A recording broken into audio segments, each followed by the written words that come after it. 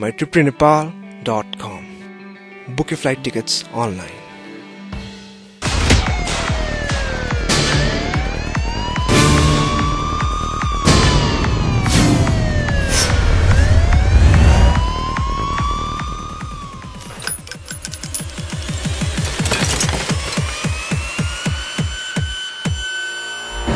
नमस्कार, अपराध र अपराधी विरुद्धको खबरदारी, यो हो क्राइम स्टोरी। स्वागत छ, म रमेश धमला। नेपालमा राजनीतिक पार्टीहरू यसरी जन्मिएका छन् कि मानौ त्यो च्याउ उम्री सरह देखिन्छ। तर केही पार्टीहरू यस्ता छन् जो राजनीतिक आडमा आपराधिक गतिविधि सञ्चालन गरिरहेका छन्। यहाँ राजनीतिक पार्टी खोल्न कुनै बन्देज छैन, यहाँ कुनै त्यस्तो नियम र मापदण्ड पनि देखिँदैन, भएर पनि त्यो लागू नभएको जस्तो देखिएको छ। त्यसैले त राजनीतिको आडमा अपराध गर्ने समूह हिजो आज राजधानीमा पनि सक्रिय हुन थालेका छन्। पछिल्लो समय संविधान सभाको दोस्रो पटकको निर्वाचनको मिति नजिकै गर्दा आपराधिक गतिविधिहरू पनि सञ्चालन हुन थालेका छन्। राजधानीमै बम विस्फोटका घटना सुरु हुन थालेको देखिएको छ। गत साउन 13 गते काठमाडौँको बल्खु स्थित एक व्यापारीको घर अगाडि भएको बम विस्फोटले सुरक्षा चुनौती उजागर गरिरहेको छ। त्यो बम विस्फोट गराउने समूह पनि अपराध गर्ने थिए, तर तिनको आवरण भने राजनीति नै भेटिएको छ। बम विस्फोट गराएर फरार भएका त्यही समूहका 2 जना भने प्रहरीको फन्दामा परेका छन्।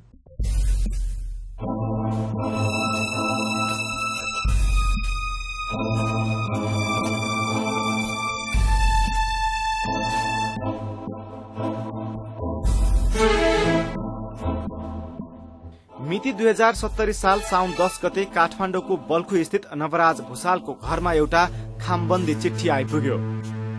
माओवादी कम्युनिष्ट पार्टी नेपालको लेटर प्याडमा आएको उक्त चिठीमा आर्थिक सहयोग माग गरिएको थियो।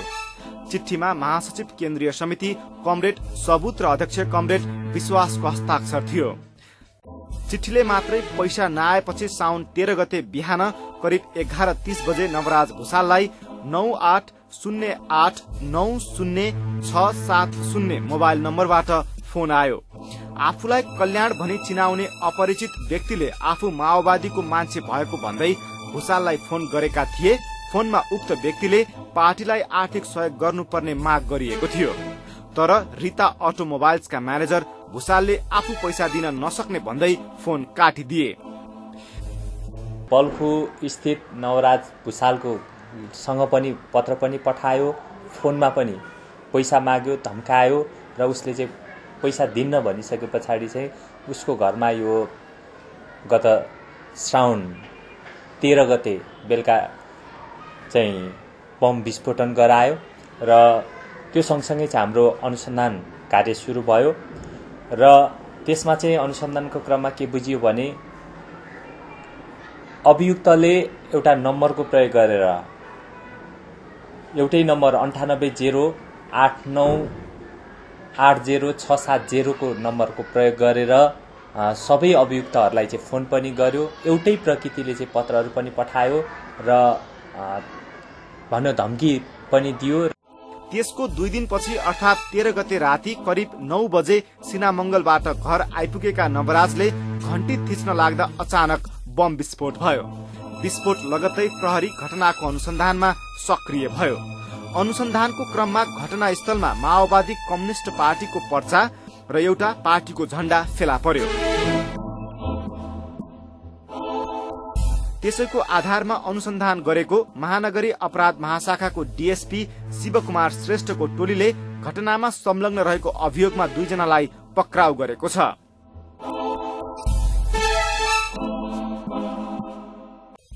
बम विस्फोटको अभियोगमा पक्राउ परेका जीवित बिगुल मुकुन्द भन्ने काभ्रेका सूर्य तिमिलसेना 2058 सालमा माओवादी छापामारको रूपमा प्रवेश गरेका थिए। यिनले 2066 सालमा माओवादी छोडेका थिए। एकजना व्यक्तिलाई पक्राउ गर्न सक्यौं जसको उपनाम चाहिँ जीवित मुकुन्द बिगुल भनेर पनि चिनिन्छ र उसको चाहिँ असली नाम चाहिँ सूर्य तिमिलसिना हो। र उसको ब्याकग्राउन्डलाई बुझ्दाखेरि ऊ चाहिँ 2058 सालदेखि माओवादी छापामारको हिसाबले काम गर्यो र यो रामेछापबाट सुरु गर्यो। त्यो पछाडि चाहिँ 66 सालमा उले पार्टी छोडेको बुझिन्छ। त्यसपछि तिमिल सेनाले एउटा समूह बनाएर विभिन्न आपराधिक गतिविधि सञ्चालन गर्दै आएको प्रहरीको अनुसन्धानबाट खुल्न आएको छ। यी व्यक्ति विभिन्न आपराधिक गतिविधि सञ्चालन गरेको अभियोगमा केन्द्रीय कारागारमा थुनिएका श्याम शर्मा नाम गरेको व्यक्तिको समूहको भएको देखिएको छ। उसैको योजनामा नवराजको घर अगाडि बम विस्फोट गराएको प्रहरीको अनुसन्धानबाट खुलेको छ। एक्सट्रसनमा चाहिँ पहिले पनि लागेको र उसको समूह पक्राउ परेको देखिन्छ। त्यो बाहेक चाहिँ अपहरणको घटनाहरू, यो चाहिँ 2068 साल भाद्र 20 गते सुरेन्द्र लम्साललाई अपहरण गरेको केसको समेत यो सूर्य तिमल सिन्हा चाहिँ फरार अभियुक्तको रूपमा खोजी भइरहेको हो। त्यस्तै बम विस्फोटकै अभियोगमा पक्राउ परेका यी हुन् सिन्धुलीका रोजन रखाल भन्ने टिकाराम रखाल मगर।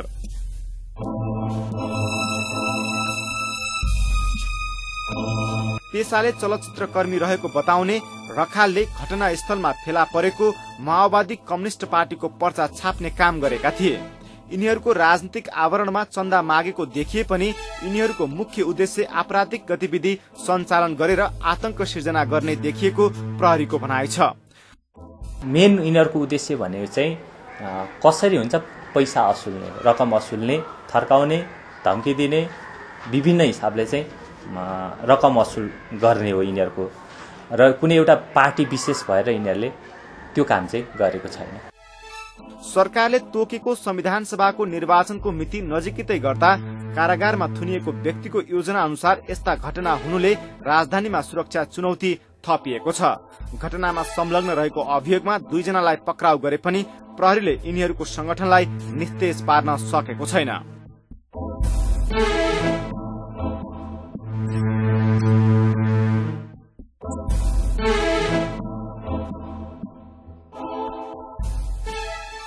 राजनीति राष्ट्रको र जनताको सेवाका लागि गरिन्छ। राजनीतिले मुलुकको अनुहार सकारात्मक तर्फ परिवर्तन गराउन सक्नु पर्थ्यो, तर यहाँ ठ्याक्कै त्यसको विपरीत जस्तो देखिएको छ। राजनीतिको आडमा आपराधिक गतिविधि सञ्चालन गर्ने समूहलाई राज्यले निस्तेज पार्न सकिरहेको छैन। त्यसैले त ऊ पटक पटक चुनौती दिइरहेको छ। राजधानीमा लक्षित ती समूह हिजो आज बम विस्फोटका घटना, चन्दा असुलीमा सक्रिय भएको तथ्य पटक पटक बाहिर आइरहेको छ। त्यसको नियन्त्रणको लागि सरकारले विशेष सुरक्षा योजना सार्वजनिक गर्ने तयारी त गरिरहेको छ, तर त्यो लागू नहुँदासम्म यहाँका आपराधिक समूहले प्रशय पाइरहनेछन्। राजनीतिको आडमा हुने त्यो अपराधले नागरिकलाई त्रसित मात्रै बनाउँदैन, समग्र सुरक्षा व्यवस्थालाई पनि चुनौती दिइरहेको छ। यसपछि जागिरको प्रलोभनमा तपाईँ कसरी ठगिनुहुन्छ देखाउँछौ ब्रेकपछि।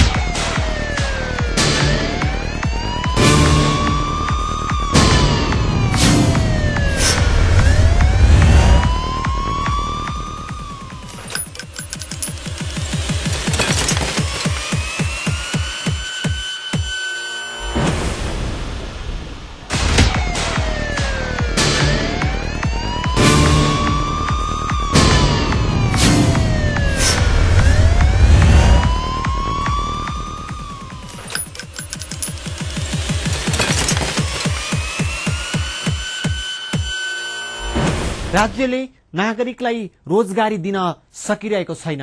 त्यसैले त लाखौं युवाहरू विदेश पलायन हुन बाध्य भएका छन्। तर यहाँ तिनै बेरोजगारहरूको त्यो बाध्यतालाई सदुपयोग गर्दै ठगी गर्ने गिरोह पनि सक्रिय भएका छन्। ललितपुरमा एउटा यस्तो शैलीमा ठगी भयो जहाँ रोजगारीको प्रलोभनमा स्वयं ठगिने व्यक्तिले पनि वास्तविकता पत्ता लगाउने कुनै प्रयास गरेनन्। त्यसैले त्यो ठगको चंगुल र पन्जामा परिछाडी। मिति 2070 साल असार 22 गते महानगरीय प्रहरी परिसर ललितपुरमा एउटा ठगी सम्बन्धी उजुरी पर्यो। दुईजना महिलाले परिसरमा पुगी आफू ठगिएको जानकारी गराए। ललितपुर इमाडोलका ममता केसी र उनकै भाउजू पर्ने सञ्चिता बस्नेतले उजुरी गरे लगत्तै परिसरको टोलीले घटनाको अनुसन्धान शुरू गर्यो। अनुसन्धानको क्रममा यस्ता तथ्य खुल्यो जसले प्रहरीलाई समेत चकित बनायो। इमाडोलकी ममता केसी बेरोजगार थिइन्। बेरोजगार ममता जागिरको खोजीमा थिइन्। उनको घर नजिकैको अर्को घरमा बेरोजगार रामकुमार शाह र सन्तोष शाह दाजुभाइ डेरा गरेर बस्थे। सप्तरीका सन्तोष र रामकुमार शाहको चिन्जान छिमेकी ममतासँग भयो। बिस्तारै रामकुमारले ममताकी आमासँग पनि चिन्जान गरे। उनले ममताको परिवारलाई आफू दूरसञ्चार कार्यालयको लेखाको अधिकृत भएको परिचय दिए र उपत्यकाका केही दूरसञ्चार कार्यालयले मान्छे मागेको भन्दै आफूले जागिर लगाइदिन सक्ने बताए। 9 बजीतिर अफिसको लागि भनेर जाने, उसको कुनै अफिस छैन वास्तवमा, तर म अफिस जान्छु भनेर चिटिक्क परेर हिँड्ने अनि बेलुका 6 बजे भएपछि घर आउने। प्राय मेरो अफिस सक्यो, अब म घर आएँ भन्ने त्यो खालको डेरा लिएर बसेको। विभिन्न ठुला व्यक्तित्वहरूको नामहरू लिने, राजनीतिक व्यक्तित्वहरूको र खास गरी ठुलो ओहदाका कर्मचारीहरूका, नेपाल दूरसञ्चारकै ठुला कर्मचारीहरू, इन्जिनियरहरूदेखि लिएर महाप्रबन्धकका नाम लिने र त्यहाँ चाहिँ मेरो सम्पर्क छ आदि कुराहरू गर्ने। खास गरी यो ममता केसीको मम्मीसँग बसेर एक दिन चिया खाने क्रममा त्यो कुराहरू उठेको रहेछ। अनि मम्मीलाई पनि आफ्नो छोरी चाहिँ अब बेरोजगार भएर बसेको देख्दाखेरि अनि लौ न त बाबु यसलाई पनि जागिरमा लगाइदिनु पर्यो भनेपछि त्यहाँनिर तिनीहरूको सम्पर्क चाहिँ बढ्दै गयो। आफै बेरोजगार शाह ममताको परिवारलाई देखाउन बिहान 9 बजे कारले जाने भन्दै निस्कन्थे र साँझ फर्कन्थे। त्यसो त उनीहरू ममता र उनकी आमासँगको भेटमा ठूला व्यक्तिहरूको नाम पनि लिने गर्थे। यता छोरी बेरोजगार, उता चिन्जानको छिमेकीले जागिर लगाइदिन सक्ने भनेपछि ममताकी आमाले पनि ममतालाई जागिर लगाइदिन आग्रह गरिन्। म चाहिँ त्यहाँ लेखाको अधिकृत हो, डाइरेक्टरै हो लेखाको चाहिँ म भन्ने खालको कुरो गरेपछि यिनीहरूलाई चाहिँ विश्वास के परेछ भने यो ठुलो मान्छे हो। अनि कहिलेकाहीँ यसो 1-2 महिना त्यहाँ नजिकमा बसेपछि प्रसङ्ग के गर्दो रहेछ भने अहिले अस्थायी जागिर खुलिरहेको छ भ्यालीभित्र 3वटा जिल्ला ललितपुर, भक्तपुर, काठमाडौँलाई चाहिँ 28 जना जतिको लागि कर्मचारी माग भइरहेछ भन्ने खालको कुरो कतै चिया खाँदाखेरि भनेर छ। ममताको परिवार ठगीको योजना बनाएका रामकुमारको जालमा परे। ममताले भाउजू पर्ने सञ्चिता बस्नेतलाई पनि जागिर लगाइदिन आग्रह गरिन्, तर रामकुमारले जागिर लगाइदिए बापत केही रकम दिनुपर्ने बताए।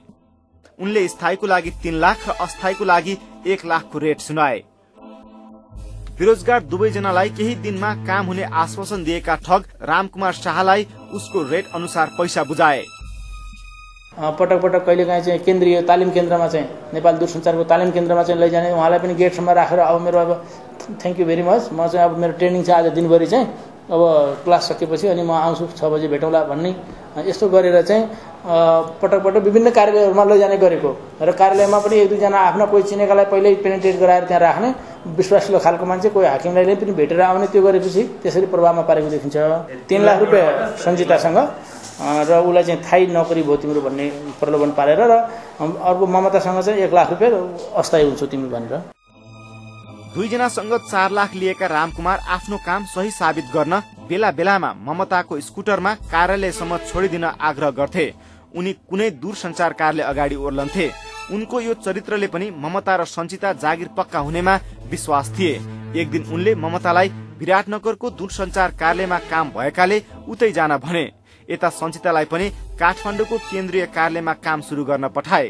सञ्चिता र ममताले त्यति बेला आफू ठगिएको थाहा पाए। जति बेला उनीहरू गएको ठाउँमा कुनै काम भेटिएन।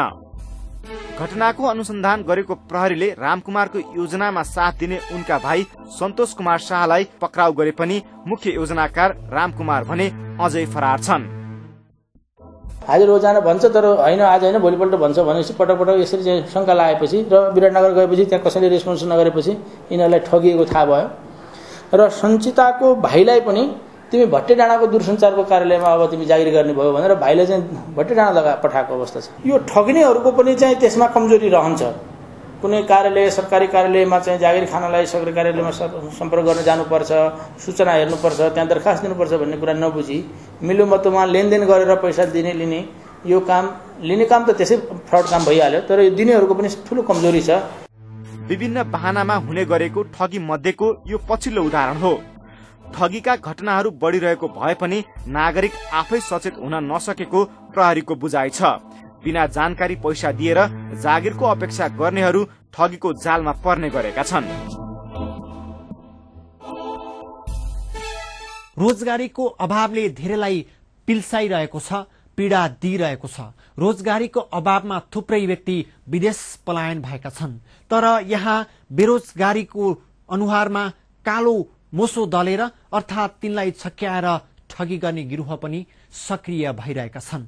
तिनीहरूबाट सचेत र जोगिन नसके कुनै दिन तपाईँ पनि ठगिन सक्नुहुन्छ। याद राख्नुहोस्।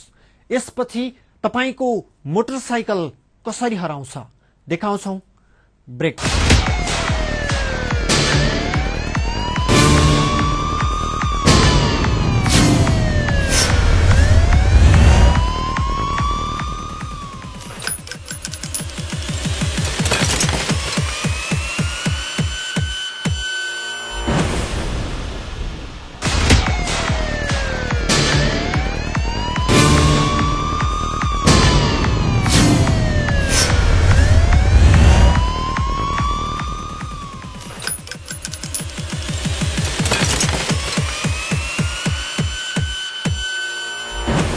मोटरसाइकल चोरीका घटनाले धेरैलाई पीडित र आजित बनाइसकेको छ।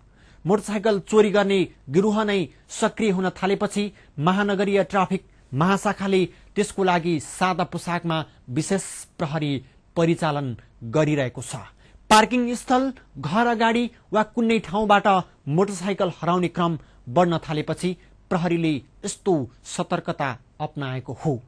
मोटरसाइकल चोरीमा पनि विभिन्न टेक्निक र समूहहरू सञ्चालित र सक्रिय हुने गरेको तथ्य पटक पटक बाहिर आइरहेको छ। पछिल्लो समय ट्राफिक महाशाखाले त्यसरी नै चोरी भएका विभिन्न मोटरसाइकल र त्यसमा संलग्न व्यक्तिहरूलाई पक्राउ गरेको छ।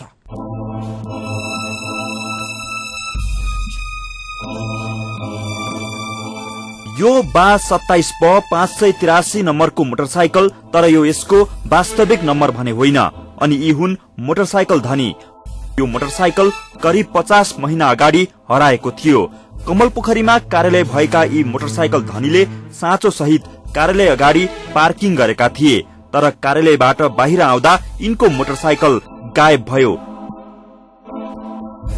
मोटरसाइकल हराएको थाहा पाउने बित्तिकै यिनले महानगरीय प्रहरी ट्राफिक महाशाखामा उजुरी दिए। अफिस गएको थिएँ, जाँदाखेरि पार्किङ गरिरहेको थिएँ। पार्किङबाट अब अफिसबाट फर्किँदाखेरि घर जाने बेलामा फर्किँदाखेरि बाइक हेर्छु त पार्किङ बाहिर नै हराएछ। अनि त्यस बेला नै मैले त्यही दिन राति 6-7 बजेतिर कमलपुरमा चाहिँ त्यहाँ रिपोर्ट गरेँ। त्यसपछि यहाँ आएर रिपोर्ट गरेँ। भोलिपल्ट यहाँ आएर रिपोर्ट गरेँ। त्यस्तै यो अर्को पल्सर मोटरसाइकल। यी मोटरसाइकल धनी केही महिना अघि बौद्धको सड़कमा पार्किङ गरेर आफ्नो काममा गएका थिए। 2 घण्टापछि कामबाट फर्किँदा यिनको पनि मोटरसाइकल गायब भयो। यिनले पनि महाशाखामा मोटरसाइकल हराएको उजुरी दिए।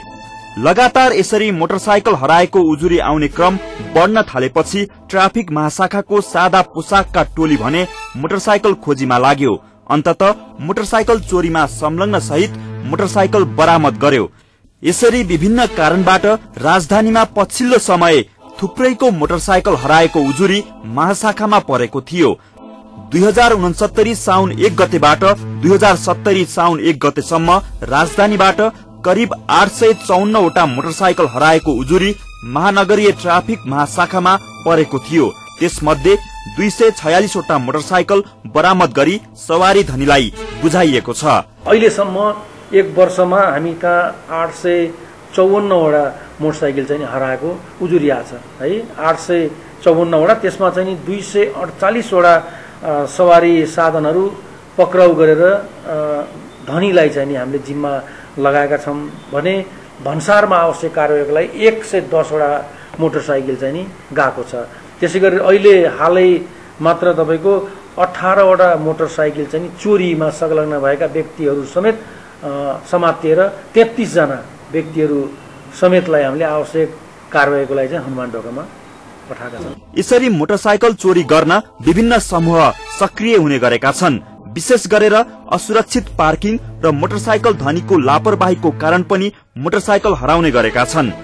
मोटरसाइकल धनीले चाबी मोटरसाइकलमै छाडेर हिँड्ने सुरक्षाका तरिकाहरू नअपनाउँदा चोरीका घटनाहरू बढ़िरहेका छन्। यस्तो मोटरसाइकल चोरी गर्ने गिरोहले चोरीका मोटरसाइकल राजधानी बाहिरको जिल्लामा बेच्ने गरेको प्रहरीको अनुसन्धानबाट देखिएको छ। तराईतिर खास गरेर रौतहटतिर सर्लाहीतिर चोरीका मोटरसाइकलहरू बढी भन्दा बढी रिकभर भएका तपाईको जिल्लाहरू के त्यो ठाउँहरूबाट बढी बाइकहरू हामीले नियन्त्रणमा लिएका छन्। उनीहरूलाई सजिलो पनि हुन्छ, अप्रोच हुन्छ, तपाईको फर्पिङको बाटो छोटो पनि छ। त्यसले गर्दा यो बाटो प्रयोग गरेर ती जिल्लाहरूमा लगेर लुकाएर राख्ने र ग्राहक चाहिँ पायो भने उपयुक्त समयमा चाहिँ बिक्री गर्ने गरेको छ। र त्यो गिरोह धेरै चाहिँ तपाईको समातिएका पनि छन् र कारबाहीको दायरामा चाहिँ आएका पनि छन् र केही ग्रुपहरू अझ पनि हाम्रो नियन्त्रणमा आउन नसकेको चाहिँ अवस्था छ। तर त्यो ग्रुपको बारेमा सूचना पनि हामीले लिएका छौँ र अब छिटोभन्दा छिटो चाहिँ समातिन्छ होला। उजुरी गर्न आउने व्यक्तिहरू प्राय चाहिँ नि तपाईको एकान्त ठाउँमा तपाईको बाइक राखेको अवस्थामा अनि बढी भन्दा बढी व्यस्त हुने ठाउँ जस्तो कि तपाईको यो हस्पिटल अगाडि भयो, डिपार्टमेन्टल शपहरू अनि तपाईको असुरक्षित पार्किङ जहाँ चाहिँ नि तपाईको के भन्छ त्यो शुल्क चाहिँ नि लिएर जुन ठाउँमा राखिएको हुन्छ पार्किङ त्यस्तो ठाउँमा चाहिँ नि नराखिएको यी स्थानहरूबाट चाहिँ नि मोटरसाइकलहरू बढी हराएको उजुरीहरू चाहिँ आएको छ। रातको समयमा पनि मोटरसाइकल चोरी गर्ने गिरोह सक्रिय हुने गरेका छन्। घरमा पार्किङ गरेर राखिएको मोटरसाइकल पनि चोरी हुने गरेका छन्। पार्किङ वा घरमा राखिएको मोटरसाइकलको स्टार्ट गर्ने तार काटेपछि बिना साँचो पनि मोटरसाइकल चलाउन सकिन्छ। चोरी गर्ने गिरोहले पनि त्यस्तै गर्छन्। यसरी चोरी भएका मोटरसाइकल सस्तो मूल्यमा बिक्री हुन्छ। गिरोहले विभिन्न नक्कली कागज बनाएर यस्ता चोरीका मोटरसाइकल बिक्री गर्ने गरेका छन्। त्यसो त यस्ता चोरीका मोटरसाइकल विभिन्न अपराधिक घटनामा पनि प्रयोग हुने गरेका छन्। स्टार्टरको तारलाई चाहिँ उनीहरूले डिस्कनेक्ट गरिदिन्छ। डिस्कनेक्ट गर्ने बित्तिकै सेल्फ चाहिँ नि स्टार्ट चाहिँ हुन्छ। केही व्यक्तिहरू चाहिँ अपराधमा पनि संलग्न भएको देखिएका छ। चोरीकै बाइकको सहयोगमा विभिन्न अपराधहरूमा पनि संलग्न भएको देखिएको छ। यो प्रयोजनको लागि पनि यो चाहिँ नि प्रयोजन चाहिँ नि अपराधिक कार्यमा चाहिँ यी बाइकहरूको प्रयोग दुईटै चाहिँ नि देखिएको। महाशाखाले मोटरसाइकल चोरी हुन सक्ने विभिन्न स्थानमा सादा पोसाकमा प्रहरी परिचालन गरेको छ। त्यसो त शुल्क लिएर पार्किङ राख्नेहरूको गैर जिम्मेवारीपनको कारण पनि मोटरसाइकल चोरीका घटनाहरू बढ़िरहेका छन्।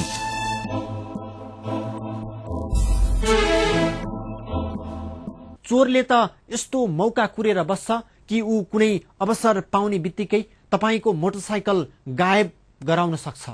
त्यसैले तपाई मोटरसाइकल धनी पनि सचेत हुन जरुरी छ र आफ्नो सवारी साधनको सुरक्षाको लागि ध्यान पुर्याउन आवश्यक छ।